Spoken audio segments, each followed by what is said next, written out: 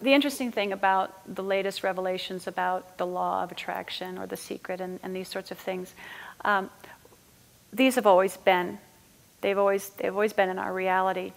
What we're realizing now is that what we think actually is happening. We're seeding the thoughts, those little seeds of thought are actually things that are actually happening. When we put them in our head, then all of a sudden it happens, right? And we're saying, oh, well, I was just thinking that. Well, no kidding, right? You are thinking that, and it does manifest. It's just that now people are taking more time, and there's more mainstream media out about how our thoughts are so intense. But if you remember back remember the Twilight Zone, and then they'd show, they'd show a guy, and I remember this Twilight Zone series when this guy was in the airplane, and he was riding in the airplane, and they were saying, to this guy, come out, you're fine, you're fine. And he said, no, I'm burning up. And they were going through the idea of the mind manifesting what was happening.